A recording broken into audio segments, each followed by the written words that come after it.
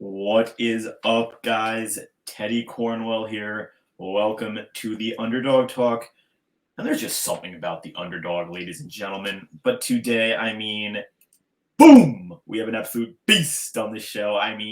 Muscles, aesthetics, blonde hair. Ladies and gentlemen, you see him to my right, the one and only Mr. Justin Compton. What is up, big fella? How you doing today, man? I'm doing good, man. I'm tired. I've been working all day outside in 95-degree heat. You see, in Maryland, it's like 40 degrees, so we don't have that problem. I can't say I wish I had the problem, but I also can't say I wish I had 45-degree weather. I'm being a little bitch. I, I guess I want middle weather, but is that even possible? Not really. I agree with you. I wish there was a weather that was like 65 to 75 all the time. No rain, no snow, no nothing. Just beautiful days every day. But unfortunately, there's always a trade-off. There is always a So trade-off, I and get really nice winters here in Florida, but unfortunately, here we are in March and I'm almost at 100 degrees. that's ridiculous. Maryland, we won't hit 95 till probably 4 months after you, and it's like, the fuck is going Yeah. on? I don't. Granted, Maryland weather for anyone is fucking insane. One day it could be 80, the next day it's going to be snowing. So, unfortunately, I don't know weather, but I do know bodybuilding, and so do you, sir. And now, are the rumors fucking true? Did you really start bodybuilding at age 15, Justin? Yeah, I would say that's very accurate. Wow. Kind of the backstory on that was I wouldn't say that I was bodybuilding per se. Right. I was doing it without knowing I was actually doing it.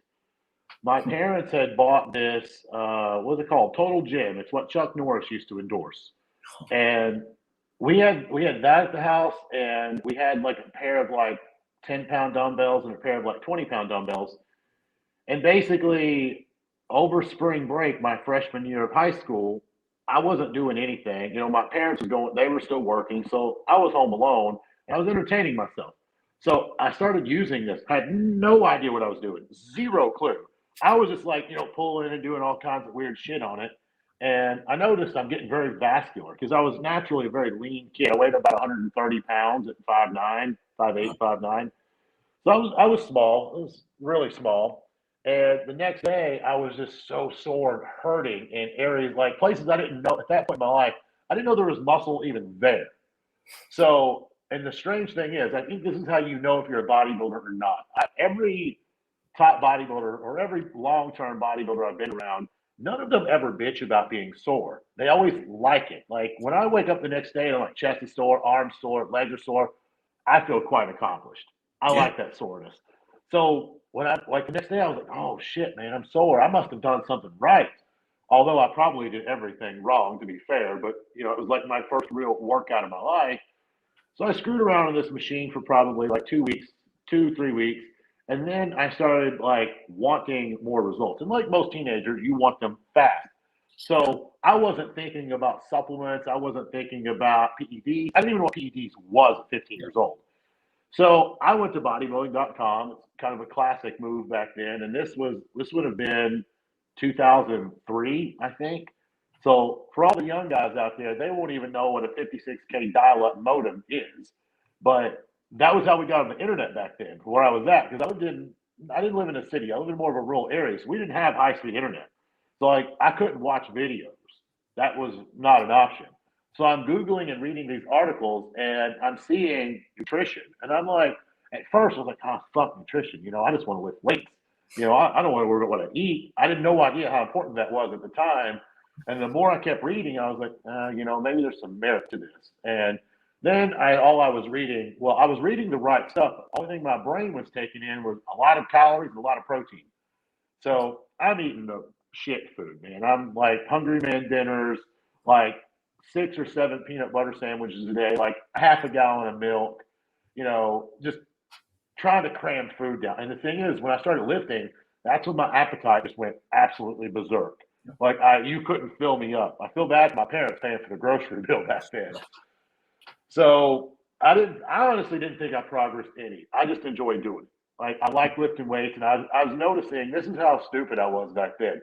I would take a string because I guess I wasn't thinking there was an actual tape measure. And I put the string around my arm and measured it. And then I measured how long the string was. And that was like me making progress by looking at stuff like that. And eventually, I got a weight bench and, like the one that's adjustable. You do flat, incline, decline, leg extension, leg curl, lat pull downs, all in one. Kind of like a Bowflex, more or less. So my parents got me one of those because they saw that I was just really intrigued and fascinated by this. And then eventually I got a gym membership, and that was kind of that. And then I just kind of kept becoming more and more obsessed with learning. And I just remember when I went back to school that year, everybody who didn't know who I was, they all knew who I was at that point. Like the second day of school, like people were talking. There was like, oh, Justin got on steroids. I'm like, what the fuck is steroids? I didn't even know what that shit was, but apparently I gained like 35 pounds in like 4 months. And it was honestly, I think I got leaner during I don't even know if that's physically possible because it sounds stupid to say I gained 30 pounds of muscle. But that was like rookie gains, teenager, me going through puberty, hitting high, like really high testosterone levels. And I was also training like 2 to 3 hours a day, eating like probably 7 or 8,000 calories a day. But I think that attention, because of that attention I got in school, is kind of what triggered me to further this. Mm-hmm. And then I started learning more and more and more, and therefore I got better and better and better at my craft. Yeah. And obviously you talk about how you viewed fried chicken as protein. Like so many of us do. Like so many of us do. I got excited. Like so many of us do. I almost remember going to McDonald's, like, yep, getting a chicken sandwich. Right after the gym, this is gains. This is going to be straight to my muscles. And I think the maturity level is understanding how nutrition is so important instead of that.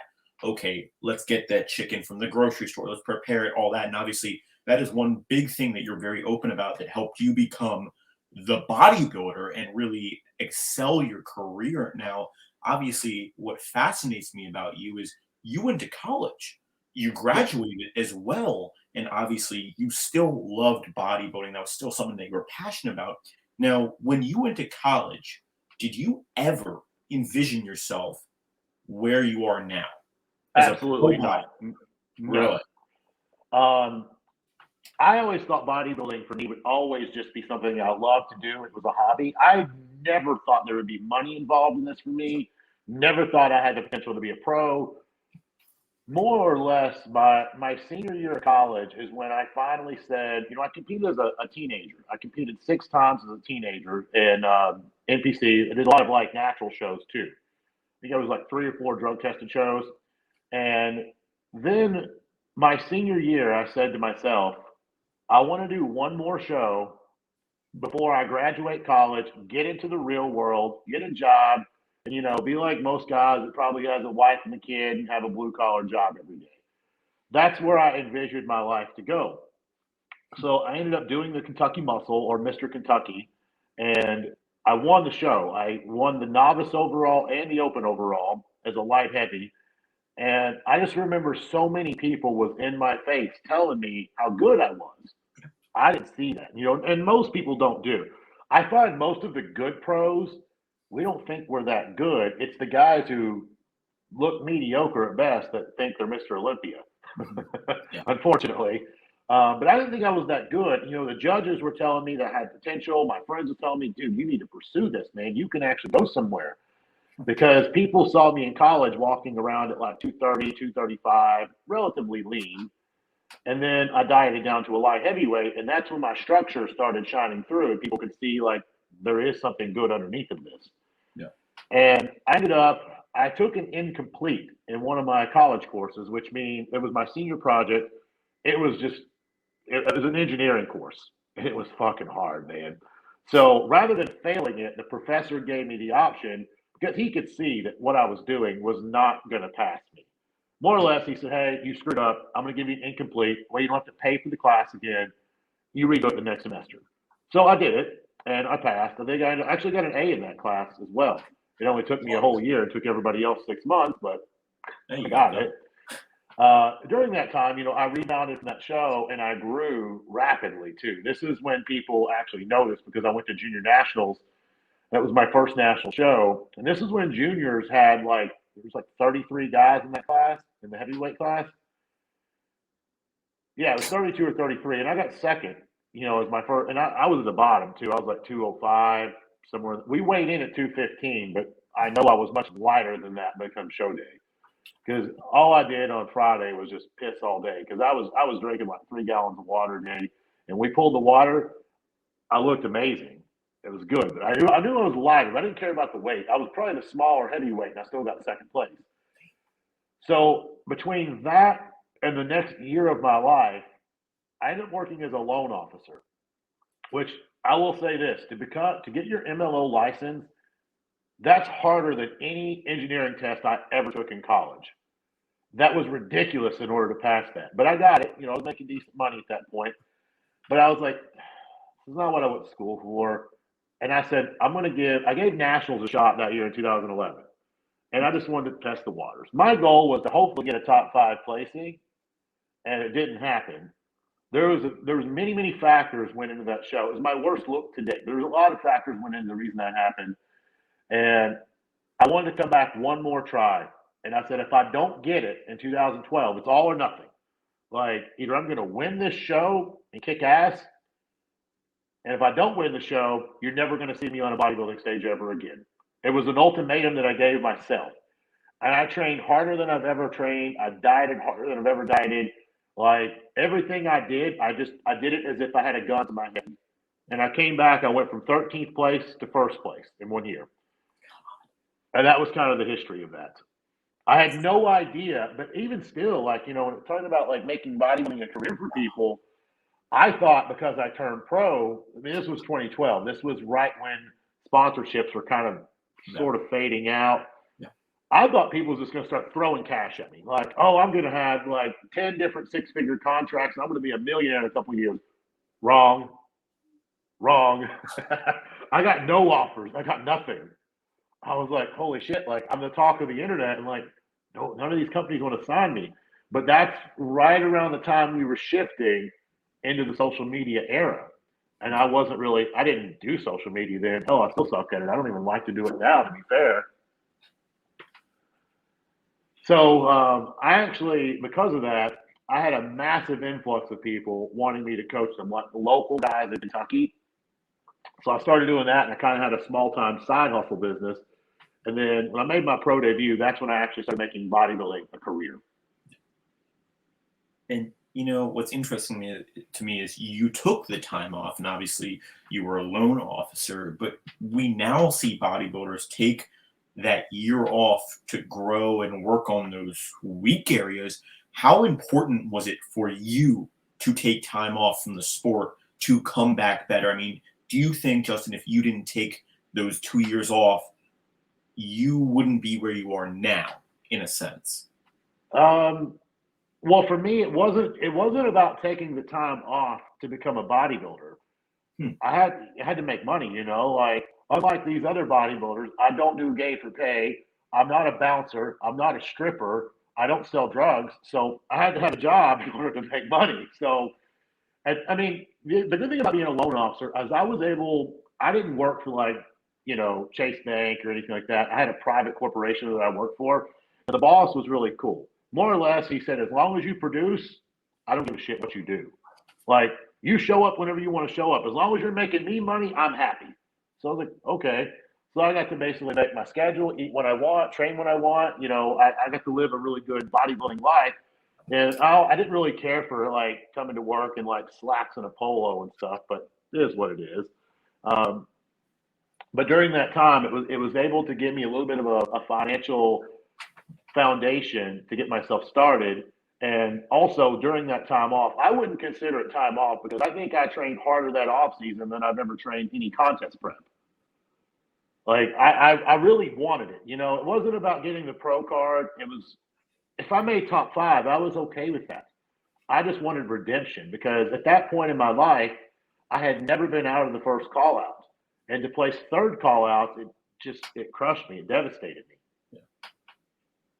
Now, obviously, when Kamal, Elgarni was on the podcast, he was talking about how it's almost like the Olympians are really the only ones in a sense who should bodybuild. Amateurs, it's almost like a waste of a time. What are your thoughts on kind of that thought process that there's going to be the PEDs, there's going to be no money. What are your thoughts on amateur bodybuilding? Well, first off, without amateur bodybuilding, we wouldn't have pro bodybuilding, right? That's So true. I see where Kamal is. I didn't Yeah. see that particular episode, but That just was with based on me the on my questions. podcast, actually. Okay, I didn't see it, but just based on what you told me on that, he has a point. Yeah. But I'll elaborate on it. Like, for example, if you're an amateur bodybuilder for 15 years, stop. Yeah. Stop. Just stop. Like now, Kamal's case is different because apparently, I guess it was Raphael or whoever runs the other league. They were like holding him back Yeah, or they're holding something. him back. Yes. He's like the exception to the rule He is. because He is. nobody knew who Kamal was until like 2018 or 2019. Yeah. So, again, Kamal is a very, very big exception to that rule. But if you're one of those guys who have competed since you're a teenager and now you're still trying to get your pro card at a master's division, it's like, man, like at this point, you're never going to get any of this money back. But let's assume they're financially okay. Like money's not a big deal to them. It's nothing. You're still putting your body through Yeah. hell. The amount of food that you're putting through your system, the amount of drugs you're putting through your system, like the time and effort, like you're taking away from your family and your loved ones to do this. Is it really worth it? I'm not saying stop working out. I didn't say Yeah. stop working out and stop, taking care of yourself. But is it really worth it to push the envelope like continually year in and year out for third call outs every time at a national level show? And in my opinion, no. No. Like I've worked with a few masters guys that like when I work with them, they'll say, "This is my last shot," and I agree with it. It's like if we nail it 100% and you give me 100%, we're in shape, and you're just not winning because structurally you're not ever going to win. So take care of your body, take care of your health, mental health too, because I mean a prep always kind of takes its toll on you, regardless of how strong you think you are. It takes its toll on the people around you though as well. That's the thing. If you have a wife, if you have a girlfriend, if you have children, whatever family friends you have, it's going to take a toll on them too. And all for what? Just to say you did a national show again for the 15th time. Yeah. I think that's probably what Kamal was referring to, and I would agree with that. I would agree with that too. I was don't just see any wondering. problem with I don't see any problem with someone testing the waters.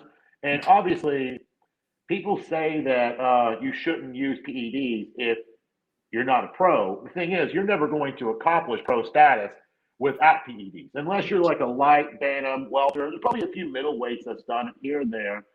But when you start getting to the light heavies, I don't know any light heavyweight that's ever turned pro as a natty. So you're going to have to tamper with it, but don't destroy your health in the process of it if you don't have the genetics and have what it takes to do it. Yeah, thank you for elaborating on that, Justin. That's what I was kind of seeing what your thought process on that was. I feel like he would probably agree with that 100% as well. Yeah, and obviously Kamal does, when he was on the podcast, did talk about how for whatever weird reason they weren't allowing him to become a pro, and it was a whole thing until Jim let him into the it was a whole mess. Now, obviously, speaking of coaching and how important it is, you not only are a coach, but you've been coached by arguably one of the best of all time, Hany Rambod. How did that happen? How did that come to be, and what was that all like? No. I'm gonna have to correct this. It's not your fault. Most people assume that Connie was my coach. I was my coach. Gotcha. Yes, and I'm glad that you brought that up because this is not any dig whatsoever towards Hany. Zero towards Hany. I coached myself for 5 of the 6 shows I did as a teenager. And Jason Theobald, Scooby Prep, if you know who that is, right? Jason prepped me for the last show I did. It was like a 2-week prep because I did like back-to-back shows. I had a 2-week gap. Jason kind of helped peak me. He did a great job too. Jason's a good guy. And then Shelby Starnes coached me for the Mr. Kentucky when I got that. And then for Junior Nationals, I worked with Factory. And I personally think that Factory taught me a lot of what I know to get me started. Thackeray, if it wasn't the actual physical aspect of it, it was the mental aspect of it. Because basically, even if you follow Thackeray's post now, he's going to tell you, if you're a pussy, don't apply to this sport. Go play golf. If you can't diet, you can't train hard, you don't have the blood, gut, sweats, and tears, this is not for you. And he did instill that into my head. And he told me a quote. I think I complained about something one time. I did what he told me to do, but I think I complained. And his response was, champions do what competitors don't. And I was like, shit, he's got a point. He does. And one of my close friends had told me, he said, whatever you're not doing, the guy beside you standing in first place on stage probably did it. So that instilled this like hardcore mentality of like, you're not skipping the gym, you're not skipping meals, you're not eating this shit. So Thackeray coached me in 2011 and 2012 when I turned pro. He actually coached me for my pro debut as well, for the Chicago Pro where I got fit. After that, I decided I was going to coach myself, and I won the Orlando Pro. Now, after I won the Orlando Pro, I signed with Evogen. Now, there's a lot of footage between me and Hany out there in the gym training, talking about supplements, videos, podcasts. There's a lot of stuff out there, and that's where people think that he trained me. Now, I'm not going to say Hany didn't help me. He did teach me a lot of training knowledge, and Hany's also really good up here, like being able to mentally prepare people. He may arguably be the best at that. And like some coaches, I will admit, like I give a plan, and I expect you to execute. If you have questions, by all means, come to me with those questions. I want my clients to question it. That way, I mean, whether if I have to write 2 sentences or 2 paragraphs or 2 pages, doesn't matter. I will explain it. But I don't want you to I don't want you to just take a stab in the dark. Like, ask me first. But no, so me and Hany, I'm getting off topic there. Me and Hany actually did not work together from a coaching standpoint as a pro. That's why Matt Jansen coached me for the 2016 Arnold. I think I got 4th there. But I did the Orlando Pro myself. I did the 2015 Arnold Columbus and Australia, did the off season. Matt did the prep. And then I did the 2016 Arnold Australia myself. I did the Sacramento myself. I won the Arnold Hong Kong myself. And I got 10th at the Olympia, which I wish I would have had a coach on that one because I fucked up. I put too much pressure on myself for the Olympia. I felt like if I would have been on the money, I felt like I could have been in the top 5, top 6. But that's hearsay. I'm not disappointed in the placing. I'm the one who screwed that up. Yeah, I mean, that's my fault, Justin, obviously. I guess. Oh, no. One people just don't know that, though. Yeah, and I didn't. And to be perfectly honest, when you look up, your bodybuilding profile, your bodybuilding bio, it straight up says that you were coached by There was a guy, I don't know who wrote the article. He has a lot of articles on a lot of bodybuilders. And I remember a long time ago, I searched myself and I found this article. And it was basically, like I said, I have nothing negative to say about Hany at all, but it was basically giving him credit to my entire career. And I'm like, wait a minute, no. Like, yes, we made a good team from athlete to sponsorship with Evogen. I think we did really good with that. But as far as a coaching perspective, Hany would teach me little stuff like maybe change the angle of this exercise. Like he taught me some new intensity techniques, like stuff that he doesn't talk about on podcasts, by the way. It's kind of like stuff, the only way you learn that is to physically train with him in order to do that. We talked about food, kind of bounced a few ideas, but I mean, at the end of the day, bodybuilding food is basic, right? Yeah. There's only so much you can do with that. I mean, when people's like, oh, he gave me the same diet as this guy, I'm like, yeah, guess what? You're eating chicken and rice too because it fucking works, right? So as far as like coaching, I can say that me and Hany never really once like discussed PEDs. And it wasn't because he wasn't open to it. Like Hany would have coached me. Yeah, I didn't want it. I enjoyed coaching myself. I like to coach myself. And that's why I wasn't even surprised. I mean, you were an elite competitor. He was an elite coach. I don't think people bat an eye when they think they can coach you. The guy who wrote that article, it was very in-depth and it was very professionally written. The only thing is I saw several things in that article that was wrong. I actually reached out to the website and I said, hey, you screwed a few things up. They didn't even get back to me. So not gonna lie, they had an Instagram page. This was like 7, 8 years ago. I kind of smarted off to them on their page a little bit because like all they could have done was corrected a few words and a few Yeah. sentences, but they just chose to ignore it because they were just trying to pump out as much content as they possibly could. Yeah. Reading forum boards, taking other people's assumptions. I would have gladly sat down and given them a full interview, kind of like what we're doing here. I would have been happy to have done that. So I think that's why a lot of people have that assumption. And I am so glad, Justin, you corrected me and explained that, because I think I speak for a lot of the bodybuilding community. We just assume that, and seeing that you did everything yourself. It was your prep, your success, and obviously Hany was there as you were an athlete for him, and that's just how that kind of partnership works. So thank you for taking the time to explain that to us, because that is really key. Now, obviously, Yeah. you did step on stage in the biggest show on earth, and you always talk about how you never saw yourself actually getting on the O stage. And I mean, I have to ask, what was that like competing against, your idols such as Phil Heath and in the heavyweight category, and just being on the stage and immersing it all? What was that all like? I feel like I've always had a really bad case of body dysmorphia.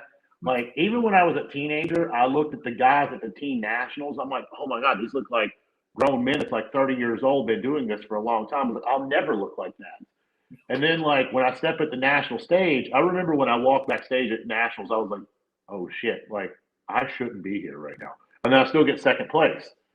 Like I was better than I thought I was, but when I went to the Olympia, I don't think it bothered me too bad because at that point in my life, I'd already made an establishment like friendship with most of the guys. I'd seen them, so it wasn't the first time. But I will say this: when the heat of the moment came, when they said, "Hey guys, pump up, start getting ready. You're going on in about 20 or 30 minutes."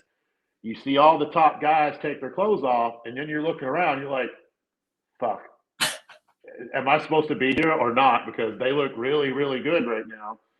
Phil was the guy. Phil actually stayed in the corner and did not take like Phil was like so laser focused. I mean, I get it, he's the champ, right?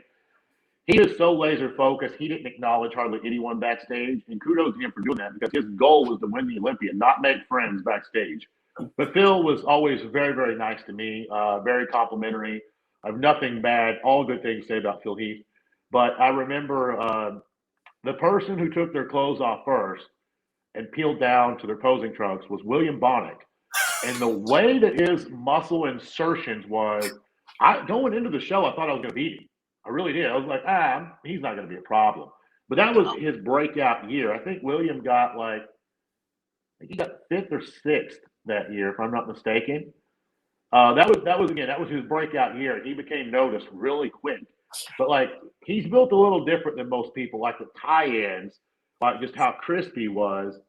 Um, I remember I competed with Dexter before, so that wasn't news to me because I'd seen Dexter at the Arnold previously. And then who else was new? Sean Roden. I had not been backstage with Sean. Sean was very impressive standing there backstage. Rami was a trip, man. He was a funny guy. He didn't say too much at prejudge, but at finals, Rami was still kind of learning English. Me and him were smashing cookies at finals because at this point, neither one of us was going to be Mr. Olympia that year. So why not? We're 10 minutes away from awards. He had a whole box of cookies backstage, and he wanted to give me some of them.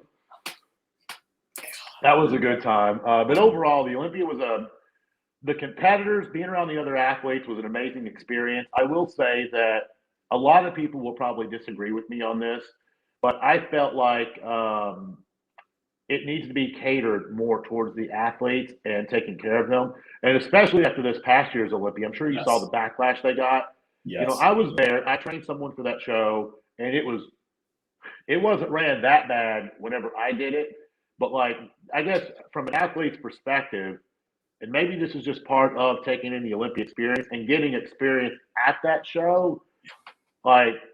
I was running from this building, different schedules, different meetings. So my stress levels was insanely high because prior to that, all you had to do was show up, sign your name, say, hey, I'm here, and then I'll see you guys Saturday morning at 10 o'clock for prejudge.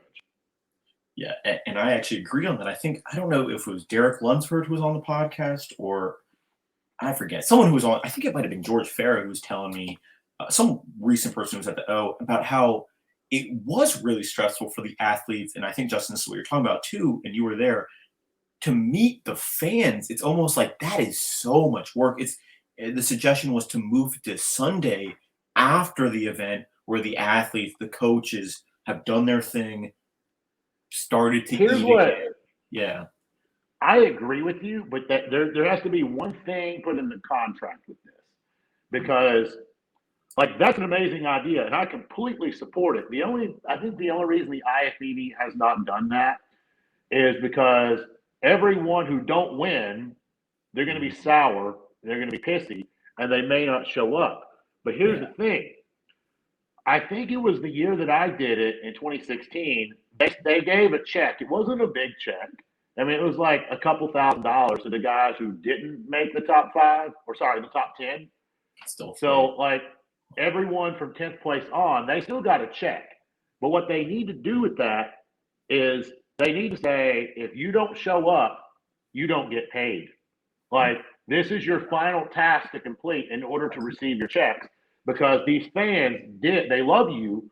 They came here. A lot of them are flying from Europe, Australia, Asia to come here to see your ass. And if you don't show up, that's incredibly disrespectful to them. It looks bad on the league. So, although you didn't look the way you wanted to look on stage, you still need to show your fans respect because at the end of the day, those are the reason. Without those fans, there wouldn't be bodybuilding shows.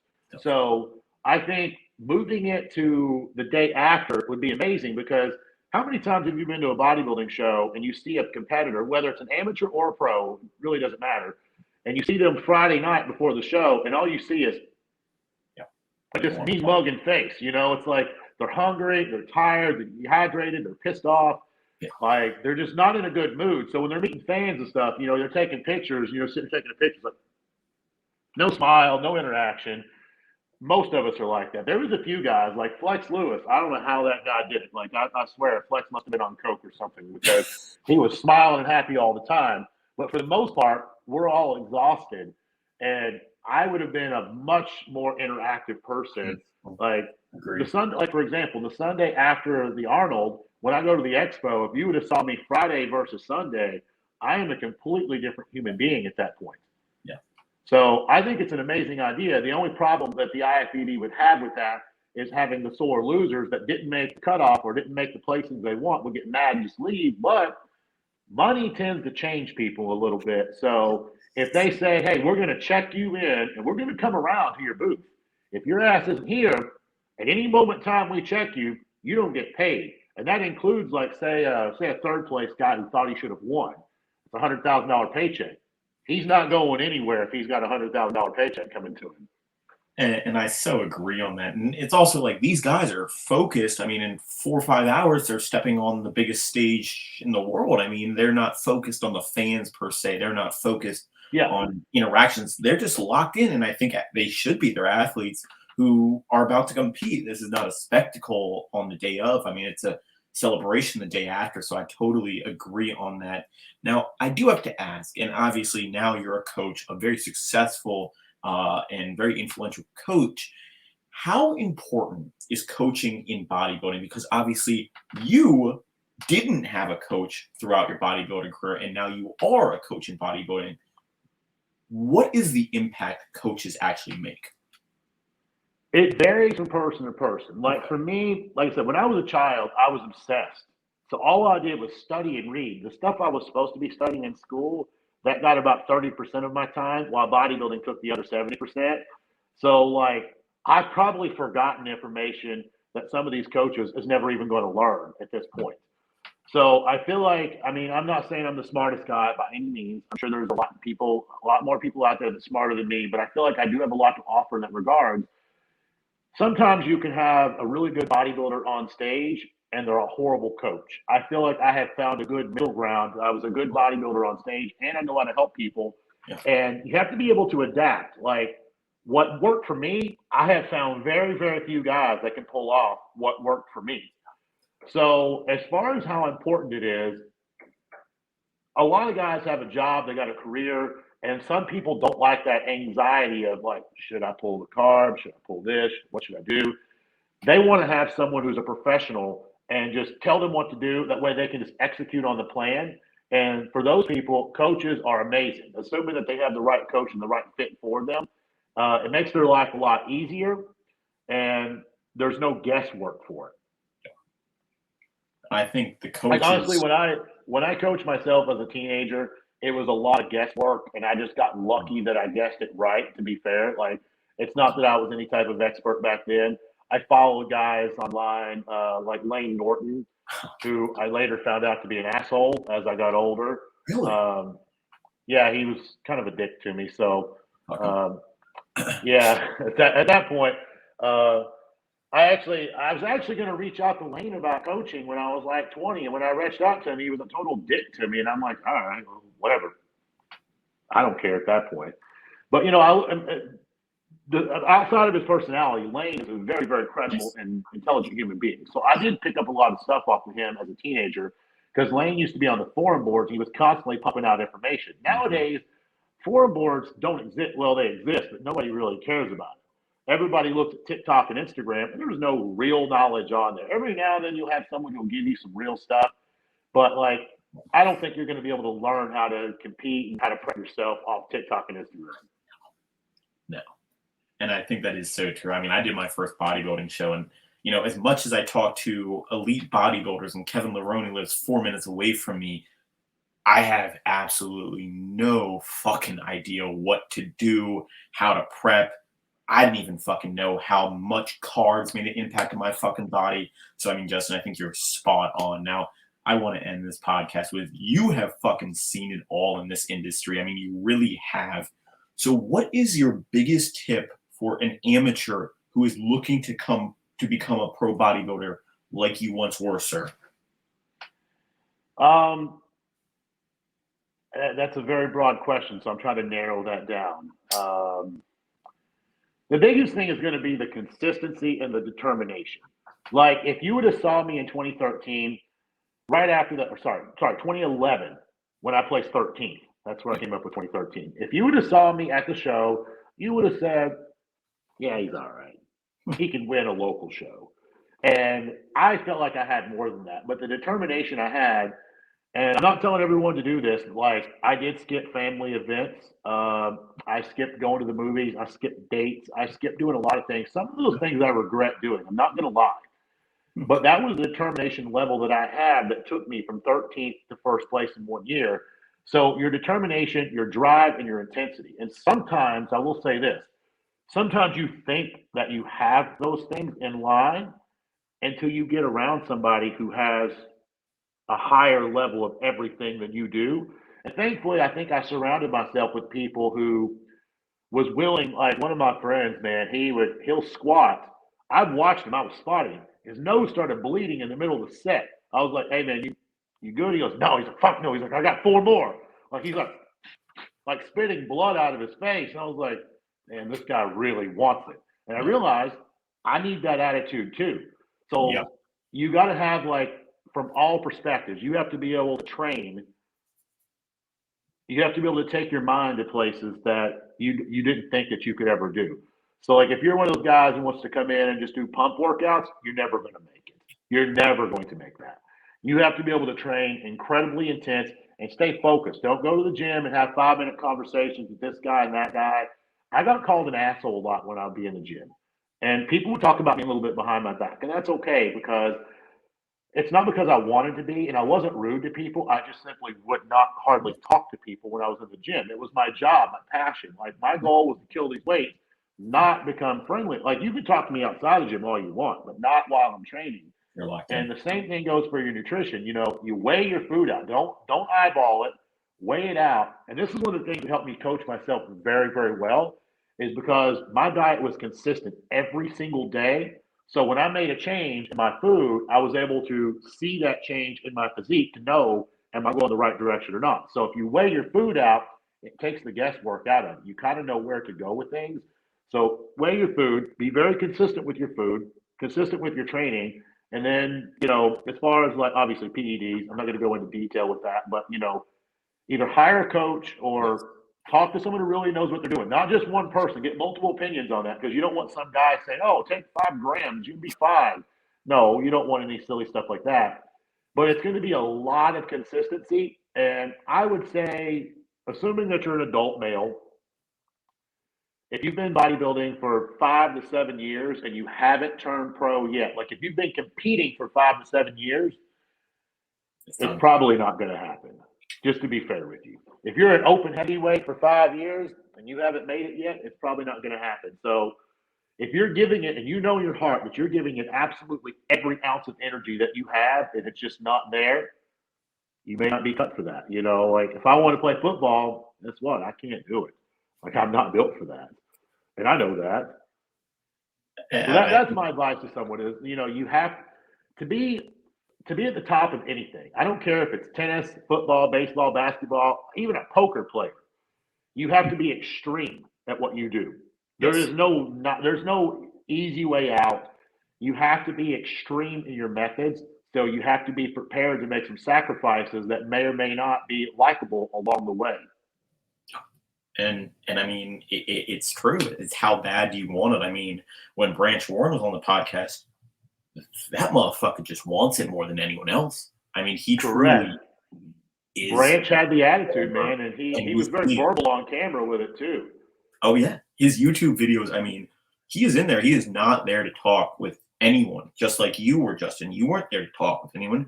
You were there to listen. Quite honestly, I used to hate being filmed in the gym because I felt like when I was getting filmed, it was slowing me down. Like I remember telling a photographer one time, Hany hired a photographer to film me 6 weeks out from the Golden State Pro. Because, you know, Hany's in California, I'm in Florida. So he hires a local guy to come film me in the gym. And I think I scared the shit out of this kid. Because young guy, and he was trying to learn photography. He was getting into the business. And here he is working with a guy who's about to be, you know, a top Olympian. And I was already in prep. So needless to say, like I wasn't an unfriendly person. I just didn't talk a lot. So I told the kid, I was like, "Hey, have you ever done this before?" He said, "Well, not on your level." And I said, "Well, here's how this is going to work. I'm going to train at my pace. You either keep up with me or leave. Like, we're not going to work. This is not going to work because there's not going to be this, oh, hang on, Justin, let me set the cameras up. No. I'm going to work out. Your job is to keep up." So that was always something I didn't like to do it, but I understand that's part of the business because if you're going to support a supplement company, you have to have that footage. You have to have a little bit of give, but you also have to have a good photographer that can do it along the way too. Hany had me shoot with Per Bernal one time, and I don't really have a lot of great things to say about Per. And that's probably I'm probably one of the few people, but like the dude took like 4 hours, 5 hours to do a shoot that could have been done in 90 minutes. But, you know, that's all hearsay. Like I wasn't going to smart off to him because he's Per, but yeah, anyone else, I'm like, hey man, keep up or don't waste your time shooting me. And I mean, ladies and gentlemen, it comes down to how fucking bad do you want it? And I mean, we are speaking with bodybuilding legend, one of the greatest physiques the stage has ever seen, Justin Compton.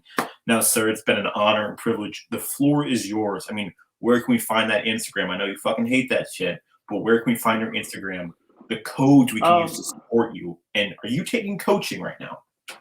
Well, there's no code. Like I don't do discount codes or anything like that. So there's really no affiliations there. But if you go to my Instagram page, you should just be able to type my name in and it'll pop up. But my actual Instagram handle is Justin, no spaces, Justin R. Compton. R is my middle initial. I think I just wanted to do that to try to be a little bit more unique when I created it. But you'll find me on there and just send me a DM. And yes, I am taking clients on right now. I'm probably about 60 to 70% of my capacity. So I figure by May or June, I'm going to be completely full. So if anyone's interested, now's the time to get in. And I mean, if you are serious about either becoming better or competing, I mean, I don't think there is too many better coaches than Justin. Send him a DM, get that coaching going. And I mean, if you want to become the best, you got to work with the best, as we've learned from Justin. Justin, it has been such an honor. Guys, don't forget to like, comment, and subscribe on this video. Until next time, guys, Underdog out.